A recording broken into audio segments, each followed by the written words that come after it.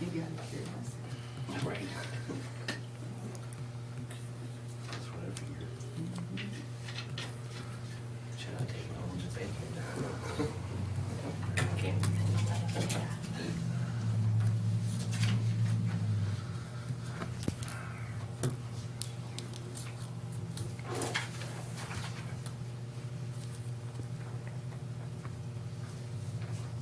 Okay, we stand for the pledge. I pledge allegiance to the flag of the United States of America and to the republic for which it stands, one nation, under God, indivisible, with liberty and justice for all. Okay, call the meeting to order at 7 o'clock. Can I have a roll call, please? Trustee Wakely? Here. Trustee Lopez? Here. Trustee Gillespie? Here. President Bang? Here. Trustee Agee? Here. Trustee Lacewell? Here. Trustee Wolford? Here. And Darren Burke. Here. Okay, can I have a motion to approve the agenda? I'll make a motion. Can I have a second? I'll second it. All in favor? Aye. Okay, all opposed? Okay. A motion to approve the minutes. These are the minutes of the committee meeting from October 11th. Motion. Second? Second. All in favor? Aye. All opposed? Okay, now we're gonna go over the bills. There's a few of them here, and don't be afraid, we already approved some of this stuff. We got the testing contract for the water and the sewer, 3958.33 and 3958.34. Sewer testing, 140.66. Sewer testing, 114.59. Sewer testing, 114.59. Water testing, 97.75. Sewer testing, 114.59. Visconti Computers, our IT monthly charge, 126. The Industrial Engine Company, the transfer switch for the generator at the sewer plant is now operable, $20,701.83. A&A Underground, we had 4 water main repairs, and the total was $79,0550, and that's a real bargain. So we expected it to be worse than that, so we're keeping their name. Gale Romine for a solar panel review, $190. The SCADA system for the sewer plant, $24,447. Zoning for building inspections, $180. ComEd water tower, $864.71. The lift station, $205.29. Shadowbrook, $796.54. 4th Street, $23.25. Village Hall, $19.54. Ogden, $113.82.50. And the pumping meters, $41.98.04. Street lights, $28.15. Replacement clamps for the water repair. We had to get some 8-inch clamps, $1,012.74. Water main supplies, $438.75. Frontier, $220.19 and $542.26. Water supplies, Ace Hardware, $117.24. Sickich Accounting, $934. Barrett Switcher Legal Services, one for the tower lease, $412.50, and general business, $3547.50.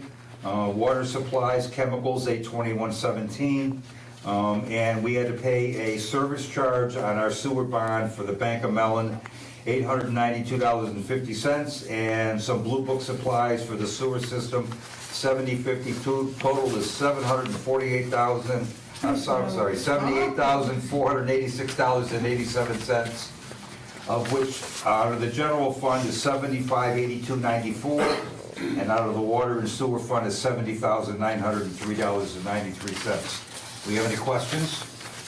Can you explain what this SCADA software is again? Say that again?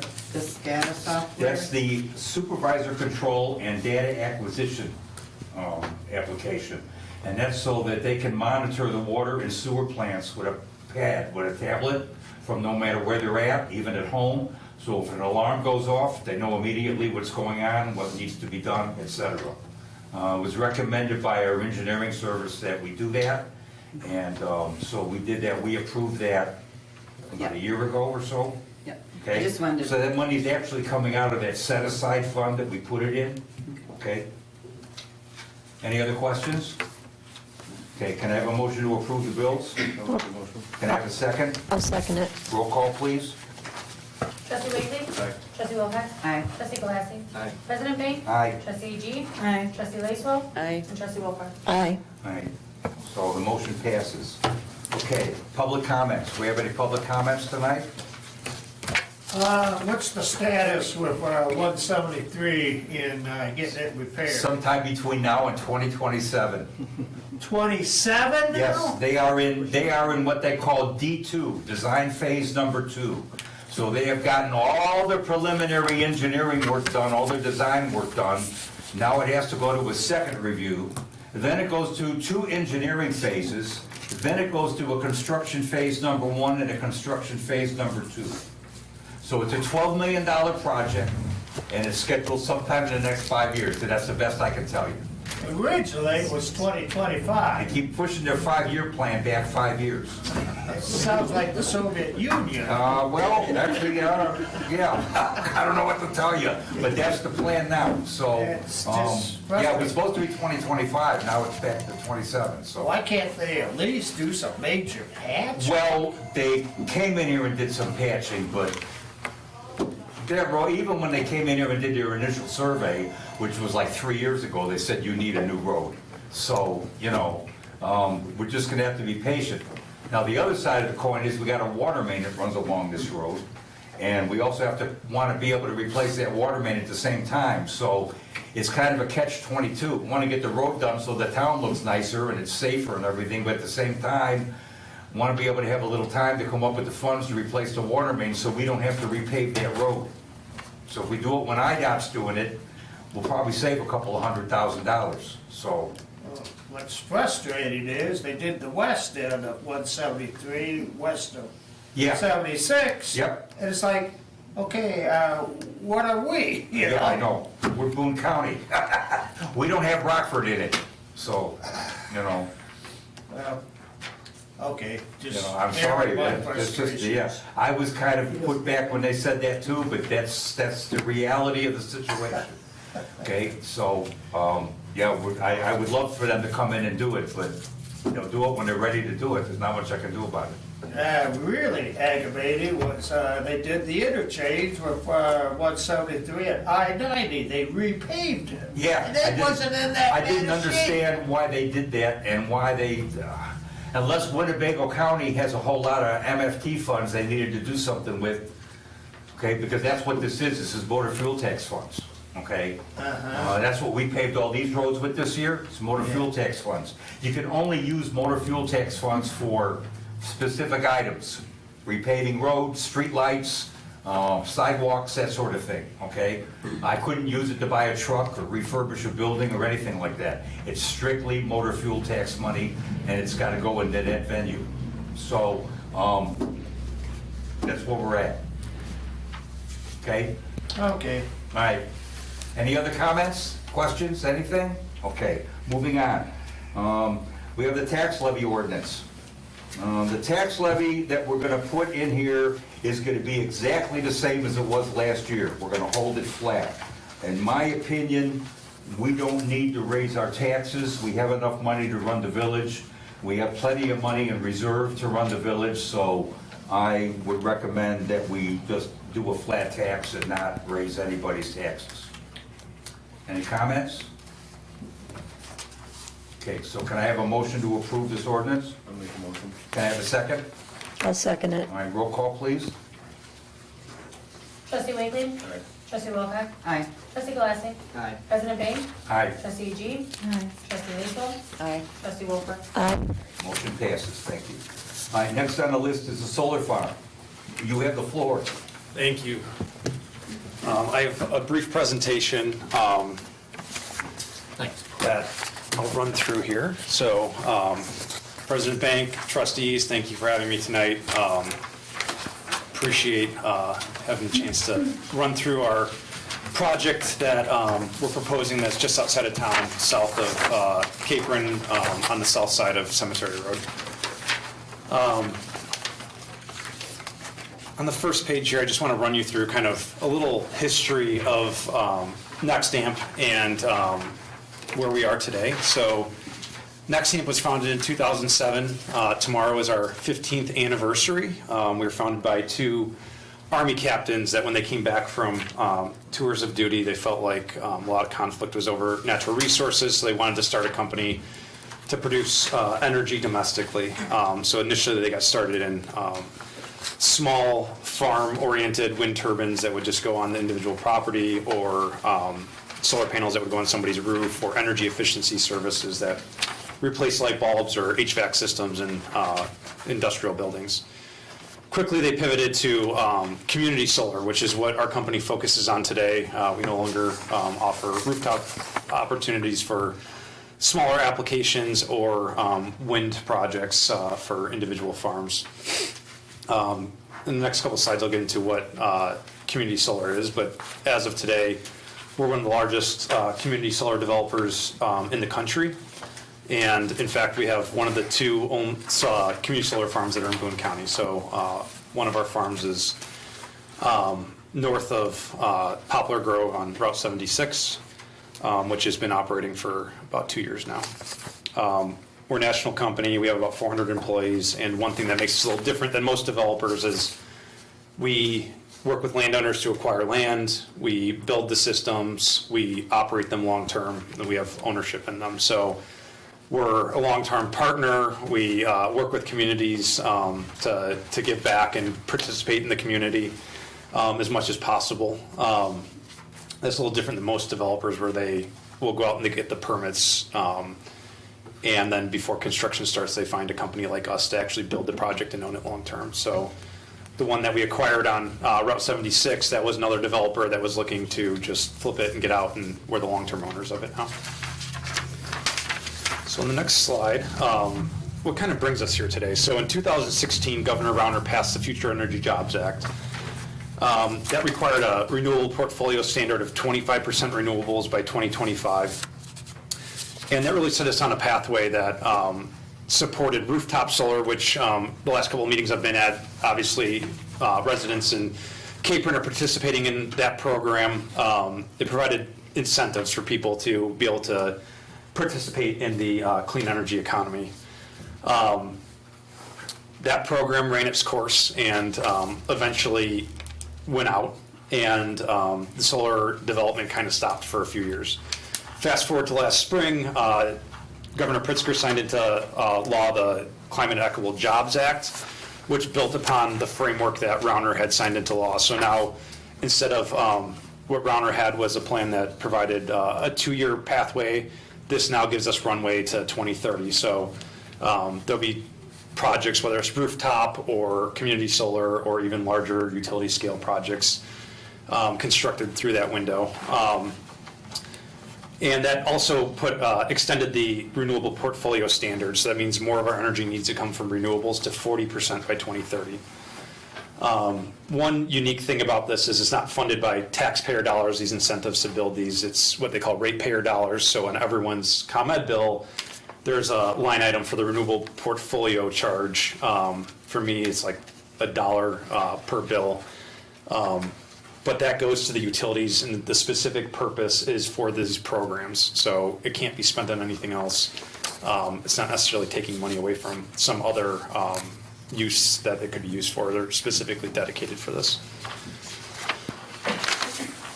So a couple things. I'll start on the right here. What is community solar? So sometimes it's called shared solar. About 50%, a lot of studies show 50% of building occupants can't get rooftop solar, whether that's because solar is too expensive to put on their own roof, their landlord won't let them put it on there, it's too shaded, their roof can't support the weight of solar. So this is an opportunity where a larger solar project is built, and then people can participate in it, and they can save money on their electric bills without actually having to have solar panels on their property.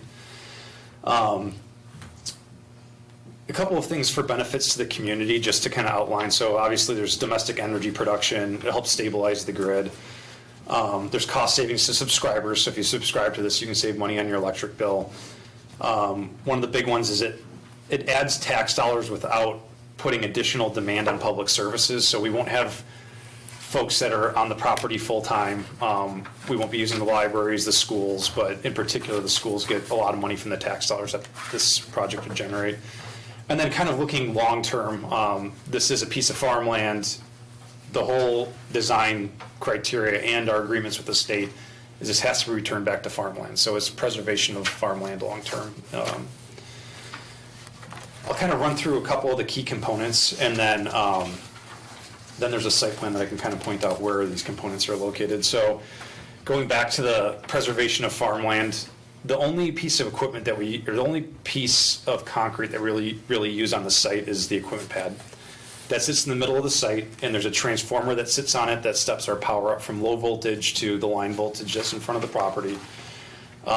There's a central inverter, which you see on the right side, that converts it from DC current to AC current. Solar panels produce energy in DC. AC is what we use in our houses. And then there's also a remote monitoring station. So similar to your water treatment facility, we have a SCADA piece of equipment here that can remotely monitor the system, provides feedback to us on a continuous basis, so we know the performance of our system, even though we don't have folks on the site. Again, kind of going back to preservation of farmland, we try to make it as easily removable at the end of the life. So again, one piece of concrete that's about 20 feet long by 10 feet wide, 6 to 12 inches thick, easily removable at the end. And then our fence posts on the corners will be set in concrete. So that's kind of the main piece of concrete on the site. The next slide on page 6, there's a couple of images of what the solar project will look like. So solar panels, we all know a lot what solar panels look like. These will be sitting on posts and racking. So the solar panels will rotate with the sun. In the morning, they'll start in the east. In the evening, they'll slowly rotate to be facing the west. Around the perimeter, there's a what we call a farm fence. It's a knotted wire fabric with wooden posts that go around the perimeter. That's 7 to 8 feet tall. It's required by the National Electrical Code to make sure that we're keeping the site secure. You can see kind of on the side profile on the second picture, the posts that the system sits on. So those are essentially I-beams that are pounded into the ground. In this area is usually, depending on the soil type, about 10 to 15 feet deep.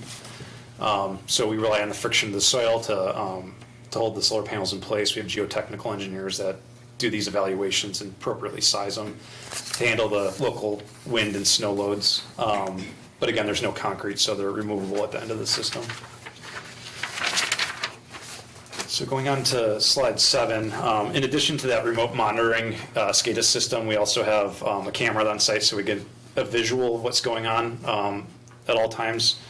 And then the last image I wanted to show you was everything, all the wiring's underground for this, except for right at the road, there's a point of interconnection which has a couple pieces of protective equipment, a couple that ComEd will own, and then a couple that NextAmp will own to make sure that the system is protected, whether it's from ComEd putting any interference into our system or vice versa. If we try to inject too much power, their recloser would trip and it prevents any sort of over voltage or anything like that. For you guys, you're pretty familiar. I have an area map that just kind of shows that the system is south of the village of Capron. And then on slide 9, just a vicinity map so you can kind of see the agricultural pieces that are around it. And then to the north is a farm that has a cell tower on it currently. And that's kind of a buffering piece of property that's between the village and the solar system. So on the next page, on page 10, this is the site plan. So this is a 40-acre parcel that is owned by Kyle Book and his wife. We propose to use roughly about 35 acres of it. What you'll see is the blue is the racking and all the solar panels. So they're in rows, north to south, and they face, again, east to west, they rotate. Along the west side, there's a driveway, and that will allow us access to the solar system. Around the perimeter of the site, we have the fence, and maybe a little hard to see here, but right at the center of the site, we have an equipment pad that is shown. It says equipment pad, inverter, and transformer location.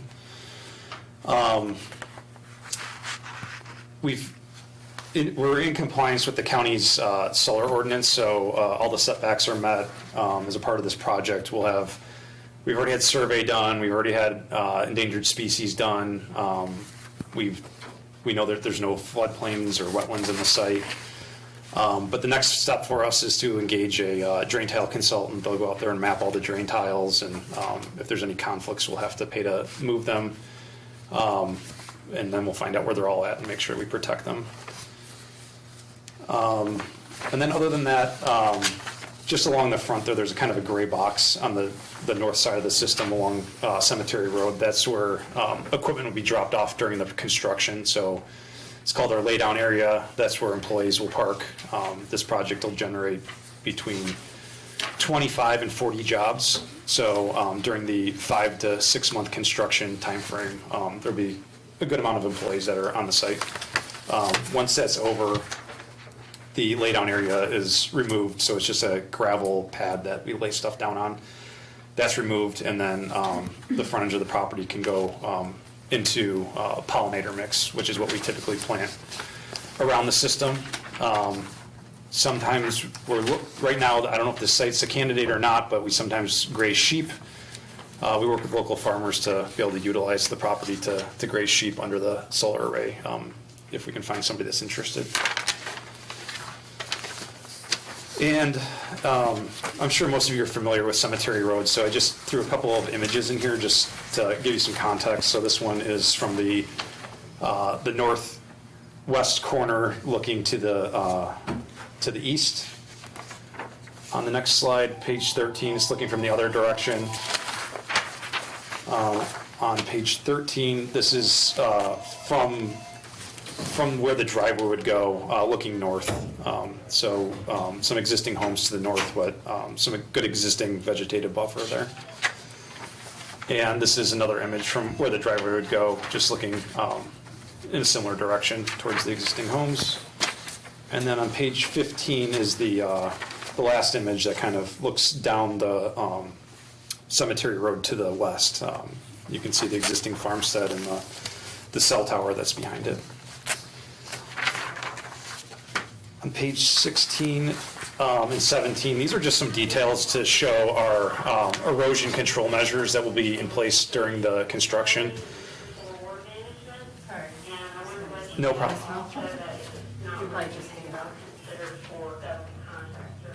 That's fine.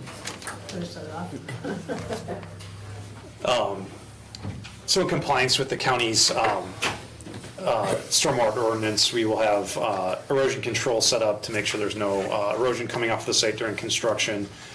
And then we'll have a stabilized construction entrance that has riprap along the driveway to make sure we're not tracking mud onto the road.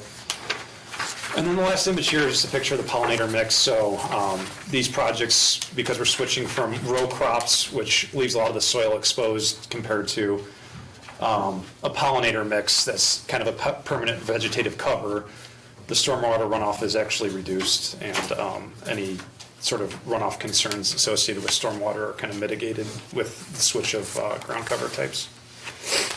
So with that, I'll kind of end it there and take any questions if folks have any. What exactly are you looking for from the village? I'm not looking for anything. We're going to be a neighbor or just outside of the town, so I just wanted to get you guys up to speed on what we're proposing and just see if you have any questions. Just trying to be a good neighbor. You said it's the preservation of farmland. What is the life of the solar before it goes back to being farm? That's what I was gonna ask. Yeah, that's a good question. So our contract with the utility is for 20 years. And then we have a couple of options that if we can re-up with the utility or find another buyer for the electricity, then we can extend it up to 40 years. So the maximum is 40, but it could be as short as 20. Are you the one that has the same thing that's out by 173 in Harvard by the granary? They have a set right there that runs the granary on the right-hand side of the road, south. Yeah, I've seen that. That's not one of our projects. We have one on Alden Road. We have one on in Marengo and one in Woodstock in McHenry County, and then we have the one that's in Boone County on 76. 76. And then we have several in DeKalb County as well. And what kind of benefits will the village get for this? Yeah, that's a good question. So other than village residents being able to participate, the local school districts getting tax revenue, unless the village wanted to annex the property into the village, the village wouldn't necessarily get any of the tax revenue, right? Because you're not a taxing body that's party to the property. But like I've said, we participate in the village of Burlington. We sponsor their fireworks from time to time. We've donated PPE during COVID to their fire department. So with, any requests that our local villages that were nearby, we try to be good neighbors and participate in their activities. Because you said a person could be a subscriber to it, so that would be anybody in town if they wanted to go into the program then? Yeah, so the way ComEd has set up their program is anybody in their territory can subscribe. So you don't necessarily need to live close to the solar farm, but when we go out to find subscribers, people that are in the community usually know about it before anybody else because it's right in their backyard. Right. As opposed to somebody that lives on Western Illinois, they don't really know about the project. But they are very popular. We usually sell out of subscriptions before construction's complete. Okay, because we had somebody once before trying to look at doing it behind Show Street in the field there, but they wanted to take a lot of the trees down and stuff, because I live on Show Street, and we were not partial to having the trees taken down at that point, but I did look at my house, and of course I have a roof that faces east and west, and when I had the people come to my house, he said it would have to take half of my backyard to even generate enough for my house. Oh, wow. Because of the fact that the roof is the opposite direction or something, apparently for them it was. Yeah, that's where I think these projects kind of fill that need, where people just don't have the correct siting, and you can still get the benefits of rooftop Okay. solar without actually having to invest in it on your property. Okay, thank you. When are you looking to start this and complete it? So the earliest we'll be able to start it is next fall, and then it, depending on weather, it's usually a 5 to 6 month construction window. Obviously, if we get stuck in like the middle of the winter, we would have to extend the window a little bit longer, but 23 would be the earliest. As late as 24 might be the latest of starting construction. These 25. are all non-glare panels too, right? Correct. So we had these are tier 1 modules, which means that they're the highest rated commercial modules that are available. And they have non-reflective coatings on them. To further illustrate that, we prepared a glare study for the county that showed that there's no glare on any adjacent roads or properties.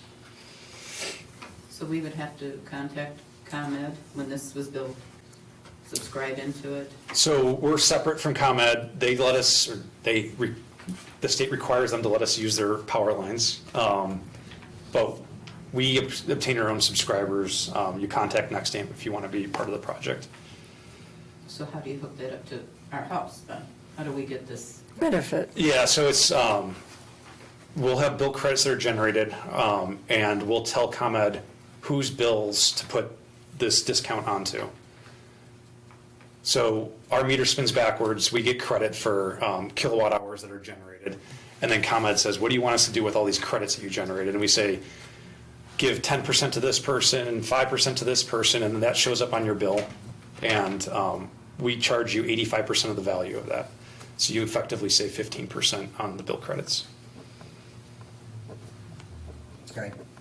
So it's, the interaction with ComEd is more of a billing mechanism, but all of the customer interfaces with NextAmp and ComEd doesn't really get involved in that piece.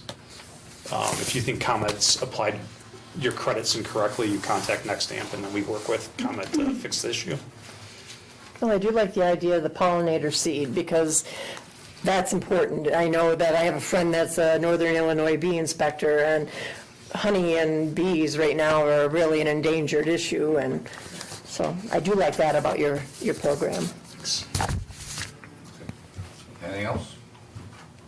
I was gonna ask, say you have $100 electric bill now, and you get on that program, how much of that would I save?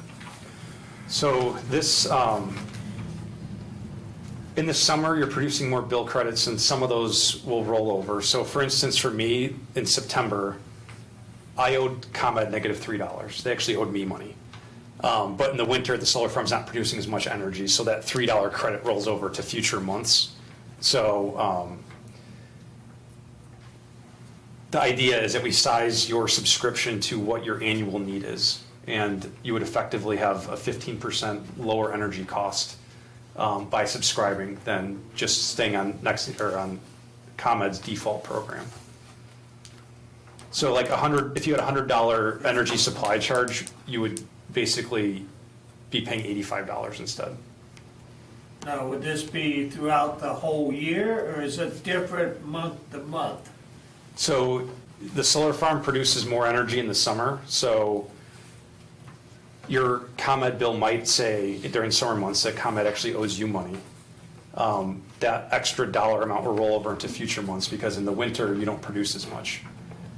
So in the summer you're getting a lot of credits on your bill. In the winter you're probably getting hardly any. But over the course of the year it averages out to a 15% discount.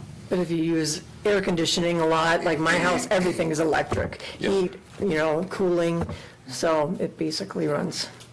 So that would be probably the same.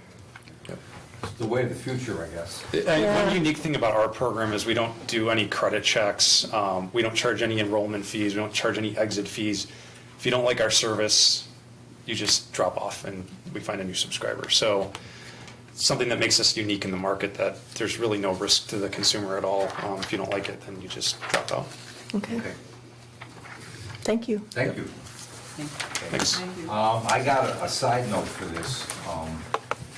I got contacted by a company called Keystone Power LLC about a week and a half ago. It's a similar type of thing, but what they do is they come in and they build a solar power station for your wastewater system. It's a dedicated system for your wastewater system. It doesn't go anywhere else but your wastewater system. They don't charge you a dime to put this in. One of the projects that they did was the city of Freeport, so I got a hold of the city of Freeport, and I talked to their public works superintendent, and he said, yeah, it works like a glove. It's like great. They came in, they built the solar farm on the property that was owned by the city of Freeport, next to the wastewater facility, and it's hooked up to the wastewater facility. The wastewater facility is still on the grid, okay? And it would still be on the grid here and hooked up to our, the automatic transfer switch for the generator. But the power system, it's a 400 kV system. That's what she estimated it to be. It'll fit inside our plant fence line. It'll be towards the back of the property, so it isn't seen by too many people. And she told us right now we're paying like 9 cents per kilowatt hour. And they're gonna come in at like 4.1 cents per kilowatt hour. And because it's a dedicated facility, there's no distribution charges, there's no system charges, there's none of that stuff. So she's gonna be here the first meeting in December, okay? And she's gonna bring her plans and her quotes and all that good stuff. Say the solar panel would go, in 5 years, it would go bad, does the Their program? plant, they own it. We Yeah. don't. Oh, okay, Okay? We're gonna lease the land to them that this sits on. okay. And in return for the lease, we're gonna get 4.1 cents kilowatt hour for electricity. Okay. So the electricity for the sewer plant's gonna get cut virtually in half. Okay? Sounds And good. that's pretty good savings for. As long as for we the wouldn't village. have to be the ones, once they go bad, replacing them, because they're It's their expensive. job. All right, All right? Does the The next- entire facility will be owned, kit and caboodle, by Keystone Power LLC, All right. just like their system is. Okay. And they're responsible for the maintenance of it and everything, and all that will be contractual. okay. Okay, so I just wanted to give you a heads up because I didn't want to go blind into this. And she'll be here for the committee meeting, first meeting in December, to tell us everything, all the details and everything of what she's proposing. But according to the public works supervisor in Freeport, it's everything they said it was. So, something I think we need to take a look at. Yeah, does Nexam, do you offer this as well, and maybe it'd be? So wastewater treatment plants and drinking water facilities use a ton of power. So they're very popular to put solar next to them because it can significantly reduce your energy costs. We generally won't touch anything that's under 500 kW. we're just geared towards doing kind of. And this is 400 kV, so. Yeah, so it's probably a little bit smaller than ours, but I don't really, I don't know people that play in that smaller space, so I don't know Keystone, they may be great, they may not be, I don't know, but there are significant incentives out there. It's not some sort of overnight trick. There are people that are installing these and saving tons of money on their electric bills. So I just want to give you guys a heads up, so she'll be here next month, okay? All right, thanks a lot. Yep. All right, next, Ryan, you get the floor. We got 4 task orders to talk about with Strand Engineering. Perfect. All right, do you guys have them in front of you? I didn't bring any copies. So the first one is fairly easy. It's just extending our services agreement another 2 years. That one doesn't have any cost or anything with it. That's just our general services. The next one, and I should preface this that these 3 task orders are all to be looked at to get approved for the 2023 budget in starting of May 2023, right?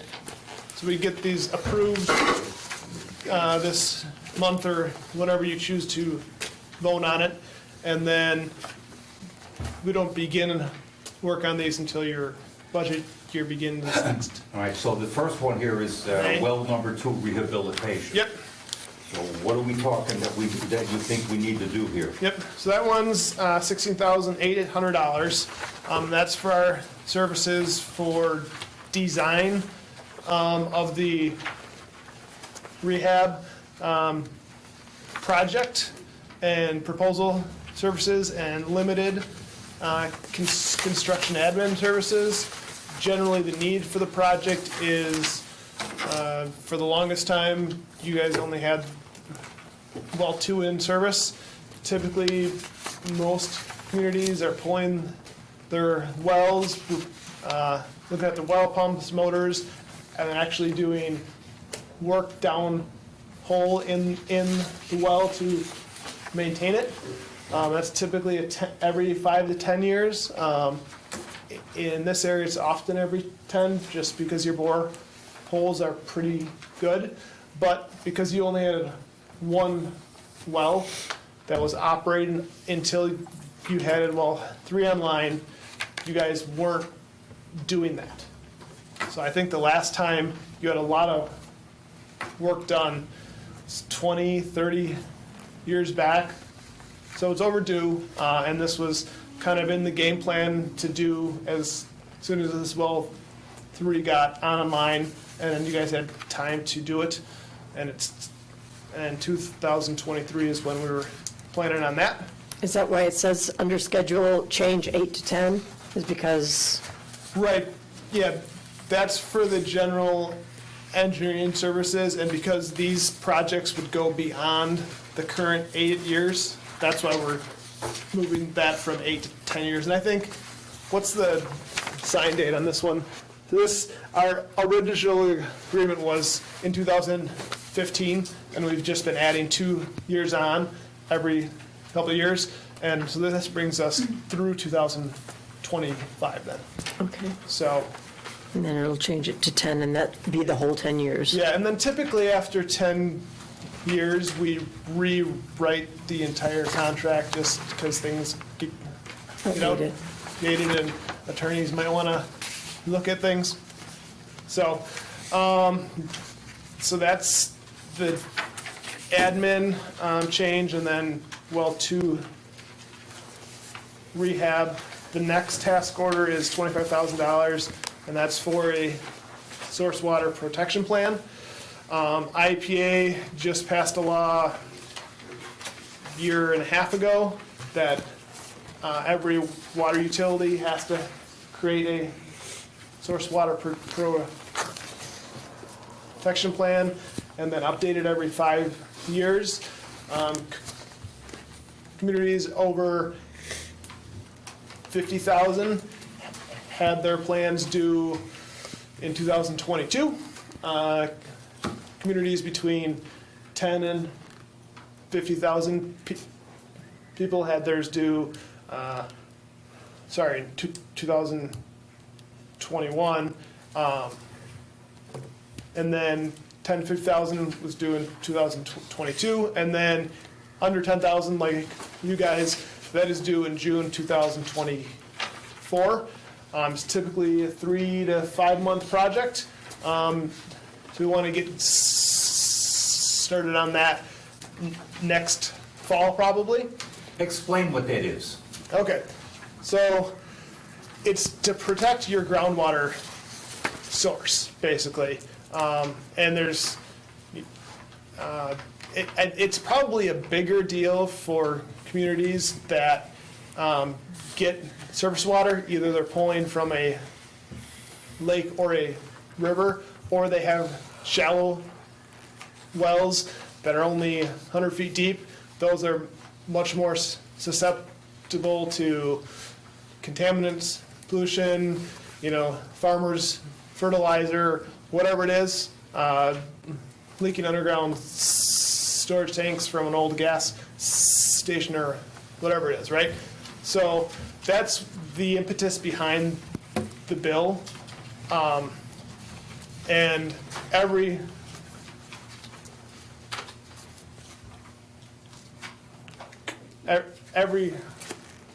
community that has a water utility has to do it. Now, Capron has deep wells, which are cased 230 feet deeper. So, and that steel continuous casing does a pretty good job protecting contaminants from getting into it, because what happens is there's a casing, and then 180 feet down there's a clay liner, basically. So that does a pretty good job of protecting between that steel casing and then the clay layer. That does a pretty good job of protecting your groundwater from any surface contamination. But either way, you guys have to prepare a surface water protection plan, and that's going to look at, your potential sources of contamination. That's quarries, cemeteries, sanitary sewers, underground storage tanks, any spills or anything like that have happened. It's probably going to look at what activities you guys allow in the area. You probably don't want to, put a cemetery 30 feet away from your well. And the code currently doesn't allow you to drill a well next to a cemetery or a quarry or anything like that. And we did that study placing well 3, but then it's your guys' job to confirm that nobody puts those things in once the well is in place, right? So those are the types of things we're going to look at. We're going to review your wells, and again, I'm not terribly worried about what you guys have, but either way, it's a plan that you guys have to do. And then the last part of it is to create an action plan of things that the village may or may want to do or enact to confirm that you guys protect your groundwater long term. So it is a requirement that you guys have to have done by 2024, June of 2024, and then every 5 years they're going to want to update that. This is a $25,000 cost. Updating it every 5 years is not going to be a big cost, but it is going to be a recurring thing you'll have to address every 5 years, and we'll obviously talk about that later. So the third task order is something that we've been talking about for a couple of years now, and that's the wastewater treatment plant capital improvement plan. typically your plant's, 20, 25 years old with those SBRs. You know, that's getting to the age of where a lot of those pieces of equipment are approaching their lifespan. There's new phosphorus limits that have gone into place. You've got equipment that maybe wasn't installed appropriately in the first place, like your grit chamber, you can't even get to properly maintain. You guys did just do a bunch of work on your SCADA system. So the plan there would be, so I'm more focused on the water side of things. This project would be led up by one of our wastewater engineers. They would come down, walk the plant with whoever wants to join them, for sure, testing, to go through what your guys' and testing's concerns are, and then also just reviewing what's out there and their experience of what they think needs to get done, with a little bit of a look for what's coming up in the future. Prepare a prioritized list of recommendations, potentially some just maintenance items that might not be getting done. There's been quite a bit of turnover in the operational staff, and we'll want to have those. Costs and recommended timelines, and that'll basically give you probably a 5 through 20 year plan of things you guys are going to want to be budgeting for to take care of your plan long term. So you have no idea of a cost for that one then? So that cost for the, The third one, yep, that report is 30,000. 30,000? Okay. And, you know, obviously the costs that come out of that, we'll figure out later, right? Okay, just, yeah, so we have a base. Yep.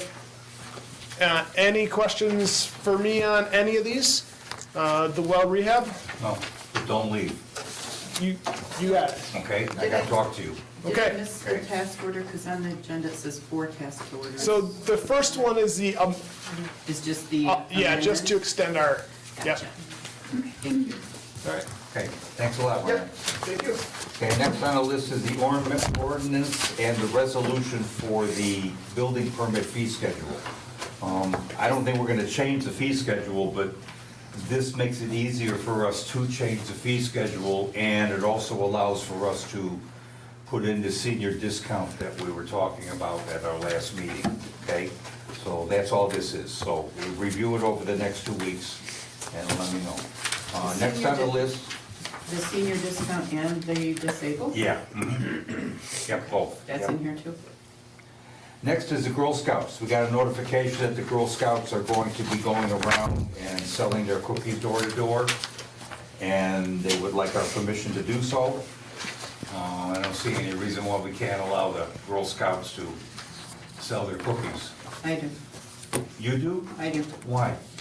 I do not, I think, one, we have a no solicitation. Well, we don't have a no solicitation. We have an ordinance that allows for it at a $10 fee. So that's the peddler's Right. permit, basically, that we had already discussed that we were going to remove. Right, we were gonna But we remove. haven't gotten to that. Right. So that's what they're looking to use, is the peddler's permit? They're looking for permission To go door to door and solicit. and do their And cookies. And I'm thinking, since the board has already decided to remove the peddler's permit, that would be like going against what we've already decided, to allow them to solicit. That's the first point I have. Well, so you're not gonna allow like the school kids to go around and solicit They're not for- supposed to. The schools, am I right or wrong, the schools do not want your children going door to door, because many of them go alone. And that is unsafe for them. And right now, with the time change, it's dark by 5 o'clock. Most Yeah. working women and men don't get home until usually 4:30, 5 o'clock. And so then you're gonna have these girls and boys or whatever going in the dark, door to door. And many of them, trust me, do not go with parents. They're gonna go and just try to get as many sales as they can, because they're pumped up. They get promised some pretty little prize if they're the winner, for selling X amount of whatever. Boxes, yeah. Yeah. It's, Is let this, them do the family and friends like they've always done. And years ago, this was brought up because it's just unsafe for the girls and boys nowadays. We have a country that we never dealt with in the past, so much trafficking, human trafficking that we do today.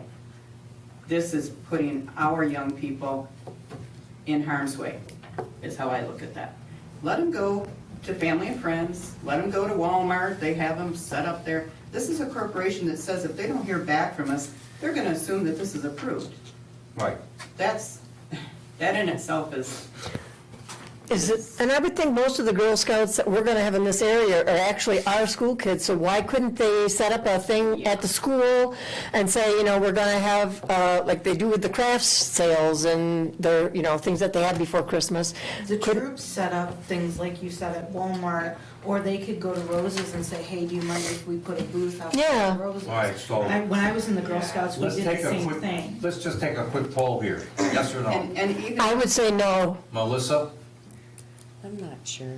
Even in the letter, it says inform your police No. department. We No. don't have a police Well, department. there's already 3 out of, no. Because the majority of people are gonna tell you, Not safe. if they're Facebook friends, they're gonna say, my kid is selling this, and you're gonna know it, and you can do it on your You own. don't think this is a good idea, so then we won't do it. We'll let them know that we're Door-to-door not gonna sales. do this, okay?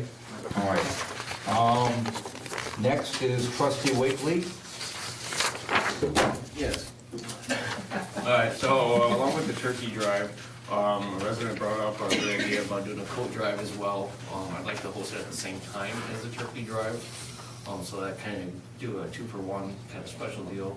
And we do have a resident that is gonna donate, 10 turkeys? Yes. She's gonna be donating 10 Okay. turkeys. I also Thank you. want to recognize the fact that this is Ryan's idea. He is the one that came up with the turkey drive, so. Okay, I also want to update, at first I went to the Walmart, you know, we said we could donate $500 for turkeys to the food pantry. So I went to the Walmart in Belvedere, because they had turkeys for 98 cents a pound. And I thought, well, you know, if you can give us a little bit of a deal, okay? Right. He wouldn't do it.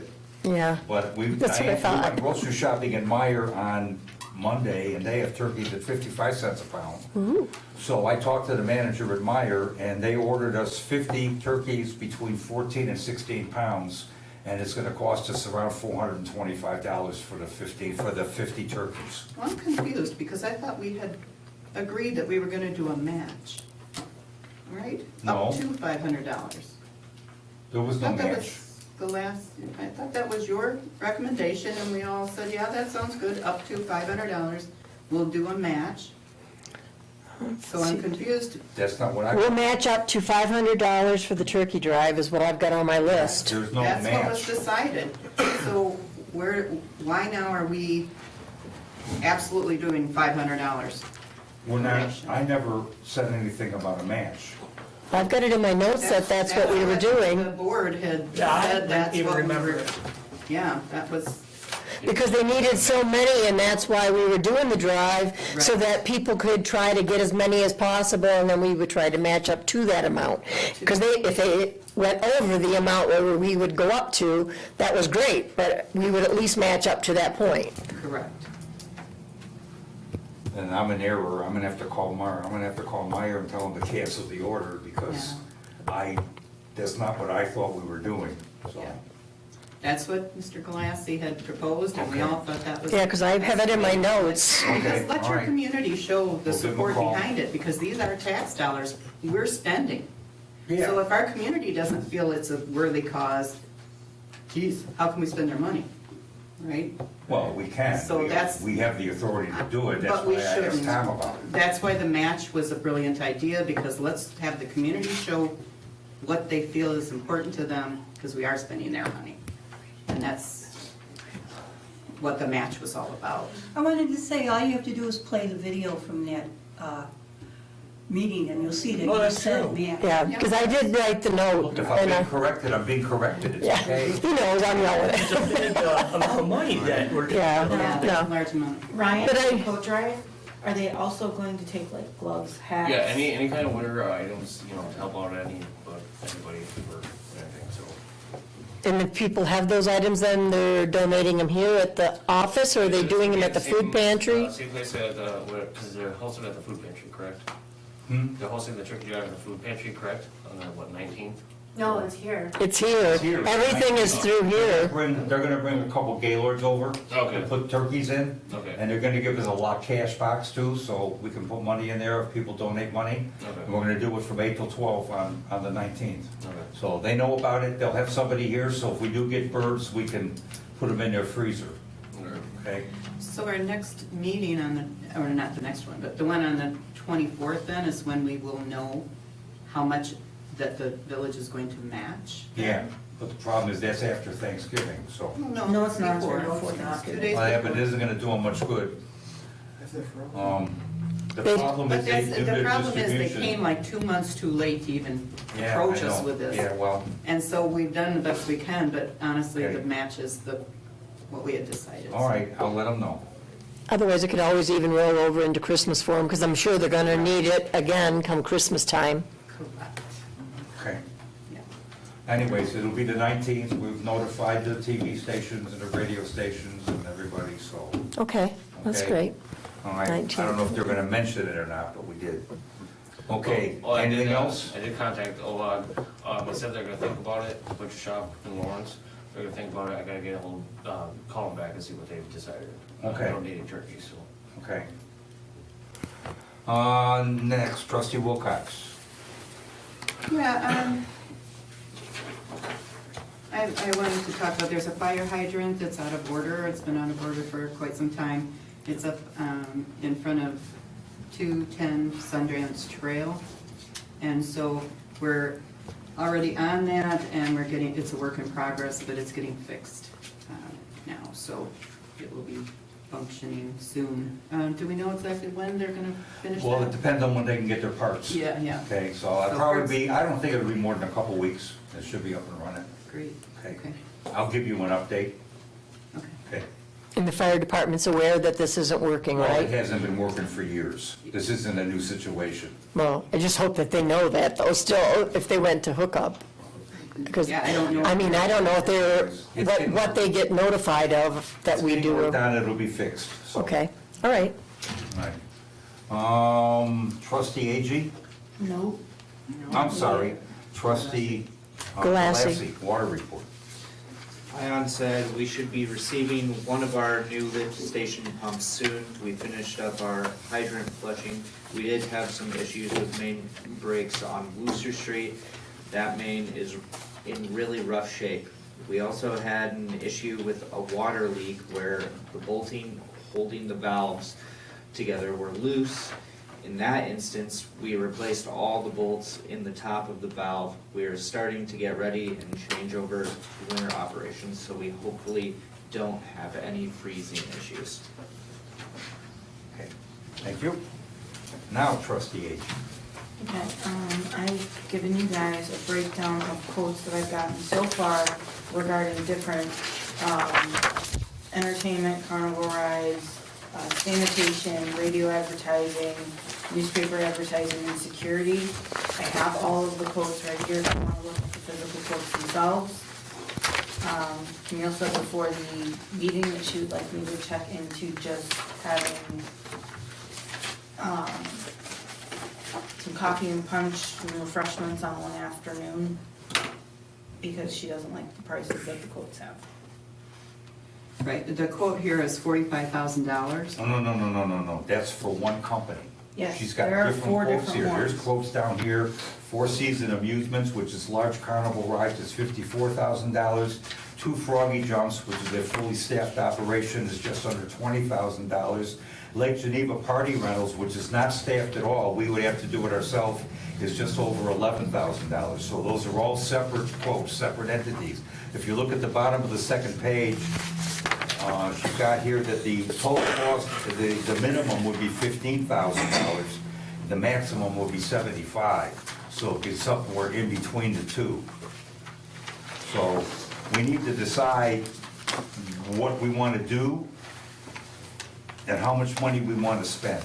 And I still have inquiries out, I still have stuff coming. Okay. Is there anything that's more for adults? I mean, You know, perhaps, like she said, would be for adults mostly, because the rides are mostly for kids. right, so, I mean, it's just, That's why. It would be the food and the- Instead of this 45, between 45 and $60,000 range that you're looking at for providing bouncy houses, kids' games, cotton candy, popcorn, which you're right, has nothing to do with adults generally. Their And if I diet gear it is more not towards in it. adults, then what do you do for the kids? I thought we weren't gonna have any rides because it was gonna be. Well, no, the No, they're like obstacle courses and bounce houses and, they actually have like a blow-up dartboard where you can kick and there's a Velcro wall. I mean, things that adults can do too. I just I know we have an older generation here as And well, we but. can get the bar to put out a beer garden, there's stuff we can do for adults. so we could get like a DJ or a band or something maybe for the But that's older? in addition to this cost. Now you're jumping the cost up into the 75,000 or more range. No, you're not. No, we're I not. took every high price on here and added it up. So you pick and choose which ones you want. And the thing is that the one for like, say, 2 Froggy Jumps, I can take different things that are on that quote and tell them, no, I don't want to do this. Right. Or, Yeah, because when we did something like this similar for the village, we did a couple years in a row. The bouncy houses, we had 3 of them down there, they did not total over $500 for the total. So that's why I'm screaming about these prices, because they're, even unmanned, they're 11,000, which is what they were too, because we had volunteers that someone stood by each one in front of them, because you've got kids that get rowdy. And so you have to have somebody there to make sure they're not tearing up the equipment and hurting other kids.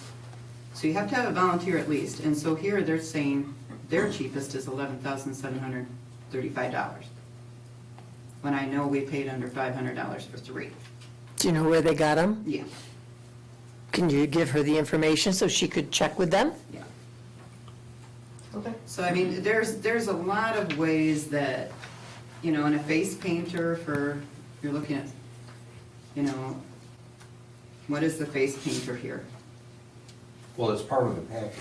Right, but there's an itemization here, so face painting, balloon twisters, and magicians, and you had in somewhere in some other paperwork, what they're charging for 5 hours of face painting. You know, I think these prices are pretty high, is what I'm saying, we're not, you know.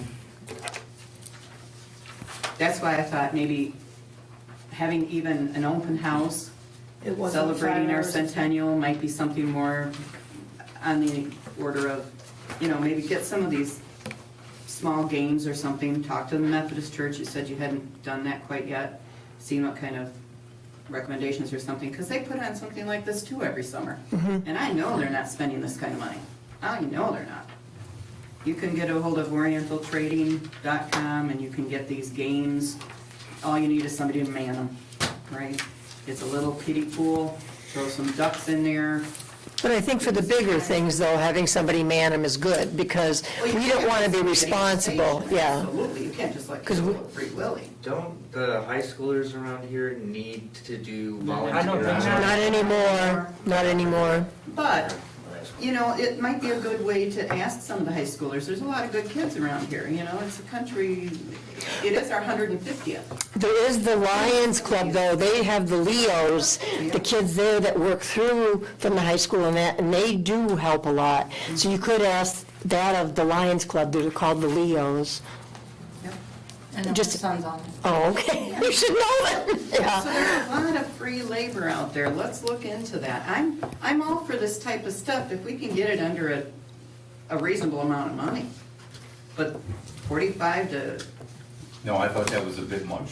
it's too much for what you're getting especially. They're charging, somewhere in one of your paperwork, I read it was almost $1,000 to rent a generator for 7 hours, correct?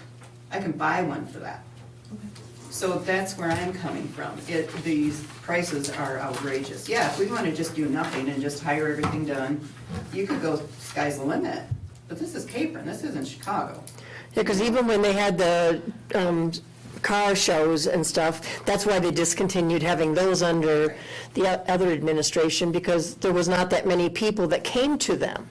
And so you want to make sure that we get, because you don't want to spend the money and then have them not show up. Right. So, but otherwise, I think you have good ideas. And You have very good Gotta ideas. cut down, and then for cost. advertising, mainly putting the water bill on the board there and something like that, it costs less than radio advertisements. Right, or they could do the shop. I think the shopper's a good idea because everybody does get the shopper. I think that's always a good plan. yeah, And that was one of the quotes I had already got. Yep, you did, and that was good. That was good. yeah. What do you got to say, Brian? I don't know. Okay. I mean, I think she's done a great job on it. She's looked up a lot of stuff. There's a lot of, it's very Don't good. get me wrong. It looks, there's a good list, but it is all generated also towards, mostly towards the kids. Right, also, so, I don't know what the next step is. What is next step? To go and reduce everything, find if I can get volunteers. You said Talk you to had the some church and find out if they have, maybe they would even be You willing said you to. had some information where I can get stuff cheaper. So you just get a big slip aside, throw some beer in it. There you go, for the adults. I would like to ask Rachel if you've decided on a date for our Christmas No, not thing yet. here. Okay. Now, you're gonna have to also, even with popcorn and cotton candy, you're gonna have to look at having a food safe manager on site. I would recommend I believe the Lions would have someone for that. talking to the They do. Lions about that. They have people that have that. But they will have to be there during all hours of the, Operation. yeah. Because I know you have to take usually training, because I did when I did one summer where they had, the kids could come in and have their free lunches during the summer. And we had to go for training at Belvedere, at the, It sounds like it's kind of blowing. yeah. So I have a couple things. I'm sorry, this is my first meeting. No, this is great. Jump right in. I don't know if you guys have addressed it in the past, but you guys were mentioning something for the adults to do. And I know that when we first moved to the area about 4.5 years ago, there was a little celebration here in town with the dunk tank, and I think Casey's was under new ownership, and they had a tent, and the car show, I thought was a great idea, and I know it wasn't really well displayed. yeah. So, I mean, but I think if you did something like, so in the town we came from, we had a $5 buy-in, and then they had different classes. So like you could do off-road vehicles, we had kids riding their quads into town, we had off-road vehicles, we had trucks, we had cars, and depending on the class that you were entering would be the money that you'd pay, and then whoever won would get the pot. That's just an adult suggestion. The other thing I thought of as you guys were talking is looking for volunteers. What about the 4-H kids manning some stations? Because they Yeah, do they're willing. need FFA or something, FFA kids, yeah. suggestions. Are we still thinking of a parade too?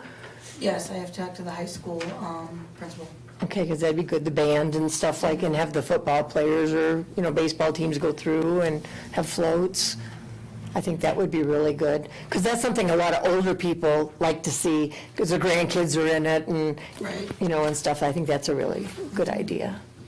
And you are talking time-wise, September. So you must, that is our rainy time. So bouncy houses outside is a risk. Makes it even funnier. Yeah, but it's a risk. But this one, we have homecoming parades and stuff, though, is about the same time, so, Yeah. I mean, I think we'd probably be okay. Are we wanting to change the date to something different? I don't know, I think that's a good As far as time. It's around, maybe around the time of the anniversary, the month of it, around that month, or like a month before or after maybe. Well, the problem with that is that the closer you get into the summer months, everybody around here's got something going on. And trying to find a weekend where, we kind of have a captive audience, difficult to do in June, July, and August. So, and June, July, and August are our wettest months. As we get into fall, we start to dry out a little bit. I think September's good, because usually the farmers aren't in the fields full-time at that point, so more of those people can come to this and, participate with their kids and grandkids and stuff, so I think September's a good time. Now, the security, I still I still don't think we need security. I've It's at already the talked to Lions Boone County Club. and they said they will help us as we need them. For free, Yes, perfect, that's on the right path. that was also on my. Okay, anything else? Okay, can I have a motion to adjourn? I'll make a motion. Have a second? I'll second. All in favor? Aye. Opposed? Gee, we got left out, didn't we? We did. Steve, you never asked me